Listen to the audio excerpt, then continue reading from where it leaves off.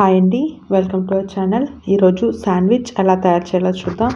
ఈ రెసిపీ చాలా టేస్టీగా ఉంటుందండి, అలాగే చాలా క్విక్గా చేసుకోవచ్చు. ఈ రెసిపీకి కావాల్సిన పదార్థాలు ఏంటో, తయారు చేసే విధానం ఏంటో చూసేద్దాం. కావాల్సిన పదార్థాలు: 2 స్లైసెస్ మిల్క్ బ్రెడ్ అండి, ఒక ఉల్లిపాయ చిన్న ముక్కలుగా కట్ చేసుకున్నది, ఒక క్యాప్సికమ్ చిన్న ముక్కలుగా కట్ చేసినది, ఒక టమాటా చిన్న ముక్కలుగా కట్ చేసినది, క్యారెట్ తురుము, రుచికి సరిపడా ఉప్పు, 1/2 teaspoon pepper powder, 1/2 teaspoon oregano, 1/2 teaspoon chilli flakes, 1 spoon mayonnaise, 2 స్పూన్లు బటర్, చీజ్ కొద్దిగా. ముందుగా మిక్సింగ్ బౌల్ తీసుకొని అందులో సన్నగా కట్ చేసుకున్న ఉల్లిపాయలు వేసుకోండి. అలాగే అందులోనే క్యారెట్ తురుము, టమాటా ముక్కలు, క్యాప్సికమ్ ముక్కలు, సాల్ట్, పెప్పర్,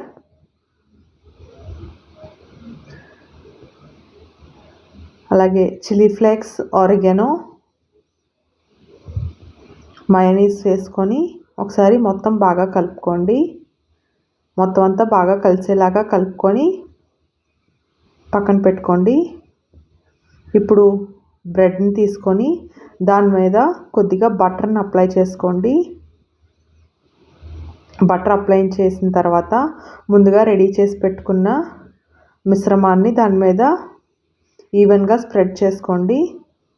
మొత్తం అంతా స్ప్రెడ్ అయిన తర్వాత కొద్దిగా చీజ్ వేసుకోండి. చీజ్ వేసుకొని అలాగే ఇంకో బ్రెడ్తో కవర్ చేసుకోండి.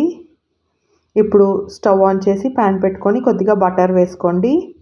బటర్ మెల్ట్ అయిన తర్వాత ముందుగా రెడీ చేసి పెట్టుకున్న శాండ్విచ్ని పెట్టుకొని బాగా ఫ్రై చేసుకోండి. ఒక సైడ్ ఫ్రై అయిన తర్వాత ఇంకో సైడ్ కూడా తిప్పి బాగా కాల్చుకోండి. మూత పెట్టుకొని కాల్చుకుంటే మనకి చీజ్ బాగా మెల్ట్ అవుతుందండి. ఇప్పుడు ఆ శాండ్విచ్ని ఒక సర్వింగ్ ప్లేట్లో తీసుకొని టొమాటో కెచప్తో సర్వ్ చేసుకుంటే ఎంతో టేస్టీగా, ఈజీగా అయిపోయే శాండ్విచ్ రెడీ అయిపోతుందండి. ఈ రెసిపీ కనుక మీకు నచ్చినట్లయితే ట్రై చేసి ఎలా ఉందో కమెంట్ చేయండి. వీడియో నచ్చినట్లయితే లైక్ చేయండి, కమెంట్ చేయండి, షేర్ చేయండి, సబ్స్క్రైబ్ చేయండి.